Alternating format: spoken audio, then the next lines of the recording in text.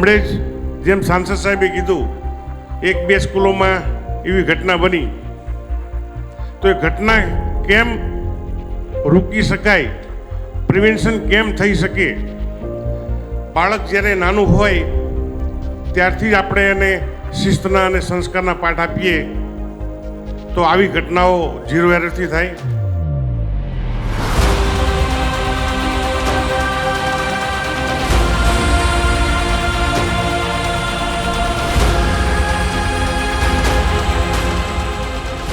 અત્યારે બીએપીએસ સંસ્થામાં સેંકડો નાના નાના બાળ બાલિકા બધાનું મુખપાઠ કરે. ત્યાં જિજ્ઞાસુ બાળક 2020માં સિંગલ મધર સાથે રહે, એટલે એના માતૃશ્રી, આ જિજ્ઞાસુ અને નાનો 2 વર્ષનો એનો ભાઈ, 3 જ જણા ઘરમાં, જે પણ કારણો હશે, પણ સિંગલ મધર સાથે રહેતા હતા. હવે કોરોના આવ્યો અને એ દરમિયાન જ એમના મધરને કંઈક સ્લીપ થઈ ગયા કે પડી ગયા, તે સિવિયર બેક ઇન્જરી આવી, બેડરેસ્ટ થઈ ગયો, સંપૂર્ણ પથારીવશ. હવે ઘરમાં કોણ રાંધે, આ 2 બાળકોનું ધ્યાન કોણ રાખે? સંપૂર્ણ પથારીવશ, હલાય જ નહીં પથારીમાં. એવી 4-6 મહિના પરિસ્થિતિ. એટલે પથારીમાં સૂતા સૂતા આ 10 વર્ષના બાળકને ઇન્સ્ટ્રક્શન આપે, જો હવે ગેસ ચાલુ કરો, તપેલી મૂક, હવે અંદર 2 ગ્લાસ પાણી નાખ. પેલો બાળક એ પ્રમાણે કરે. એમ 3 જણાનું રસોડું તો કરવું જ નહીં, કારણ કોરોનામાં તો કોણ બહારથી આવીને કરે? આ બાળક ભેગા ભેગા ભણે પણ ખરો ઓનલાઈન. આ સત્સંગ દીક્ષા ગ્રંથ, એનો મુખપાઠ પણ એને કર્યો 315 સંસ્કૃત શ્લોકનો. ઘરની રસોઈ પણ બનાવી. એની માતા પથારીમાં સૂતા સૂતા કે હવે તારા ભાઈને નવડાવી દે, એના કપડાં પહેરાવી દે, તો એના નાના ભાઈનું પણ ધ્યાન રાખ્યું, ભાઈને દૂધ પીવડાવી દે, એનું પણ ધ્યાન રાખ્યું. માતાની પણ સેવા કરી, માતાના મોઢામાં પણ કોડિયા મૂકીને જમાડી. 10 વર્ષના બાળકે 6 મહિના સુધી કોરોના કાળ દરમિયાન આખું ઘર સાચ્યું. આ સંસ્કાર. એને ઇન્ટરવ્યુમાં મારે બાળ પ્રવૃત્તિ મધ્યસ્થ એટલે પૂછ્યું કે તને આ વિચાર અને આ શ્રદ્ધા કેવી રીતે રહ્યા? તો કે સત્સંગ દીક્ષા ગ્રંથમાં મોહન સ્વામી મહારાજે લખ્યું છે કે માતા પિતાની સેવા કરવી જોઈએ, એટલે મેં કરી. જો આવા સંસ્કાર બાળકોમાં હૃદયગત છે જ, આપણે બહારથી ચિનગારી થોડી વાત કરીએ, વિચાર આપીએ ને તો એ જાગૃત થાય, અને સંસ્કાર જાગૃત થાય પછી એ જુદી કક્ષાનું થઈ જાય. એટલે આપણે શિક્ષણ સાથે સંસ્કાર, એની માટે આ ચાલો આદર્શ બનીએ, એ બીએપીએસ સંસ્થા તરફથી આ પ્રોજેક્ટ છે. એમાં કોઈ ધર્મની વાત નથી. કોઈને કોઈ એક ધર્મ પ્રત્યેની શ્રદ્ધા, કોઈ એક સંપ્રદાય પ્રત્યેની શ્રદ્ધા, કોઈ એક ઈષ્ટદેવ કે એક ગુરુ પ્રત્યેની શ્રદ્ધા થઈ જાય એવી કોઈ જ વાત નથી. વિદ્યાર્થીને સારો નાગરિક અને સારો માણસ બને એની માટેનો જ આ પ્રોજેક્ટ છે.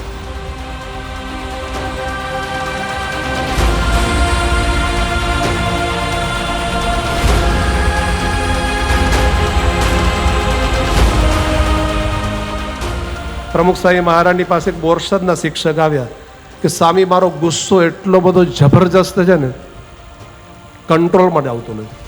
એમ કરીને 2 પ્રસંગો કીધા. એમને વાત કરી કે મારો દીકરો એ પોતે એક વખત છે 8મા ધોરણમાં ભણતો હતો, પરીક્ષા નજીક આવતી હતી. મેં એને કીધું કે તું વાંચવા માટે બેસે નહીં.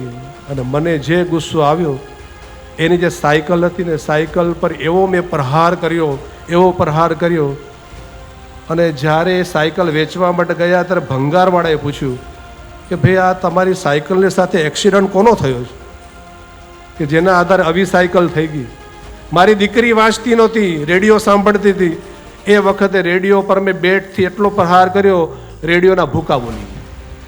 આવા ગુસ્સાવાળી વ્યક્તિ પ્રમુખ સ્વામી મહારાજ આશીર્વાદ આપ્યા. આવો જ્યારે તમને વિચાર આવે એ વખતે તમારે ભગવાનના મંત્રનો જાપ કરવો, સારું થઈ જશે. તો પ્રમુખ સ્વામી મહારાજ આવી પ્રેરણા આપી છે કે જેના આધારે સમાજની અંદર શાંતિ પ્રાપ્ત થાય. તો આ ચાલો આદર્શ બનીએ એ જીવન પરિવર્તન માટેનો પ્રોજેક્ટ છે.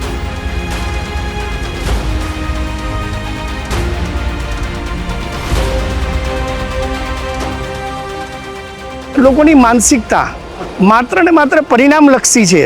આ પરિણામલક્ષી માનસિકતા દેશના એક સારા નાગરિક તરીકે પ્રસ્થાપિત નહીં કરી શકાય, કારણ કે રિઝલ્ટની જોડે જોડે, પરિણામની જોડે જોડે એનામાં સંસ્કાર હોય એ પણ બહુ જરૂરી છે.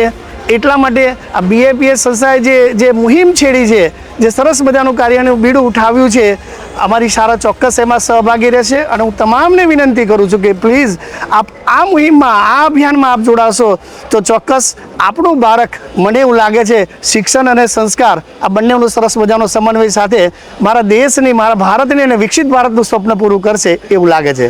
अच्छी चीज़ें तो बच्चों को सिखानी चाहिए ना, फिर इसमें नाच जात के धर्म आता ही नहीं.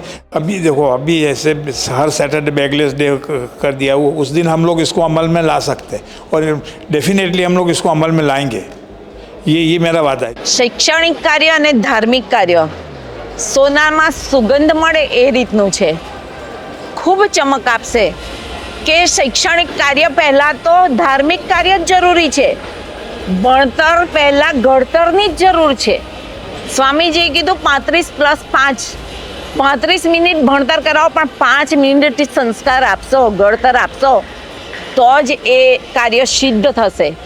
અને એ ખૂબ જ જરૂરી છે. ધાર્મિક અને શૈક્ષણિક કાર્ય જ્યારે ભેગા થશે ત્યારે જ એ વટવૃક્ષ ખૂબ ફળદાયી બનશે.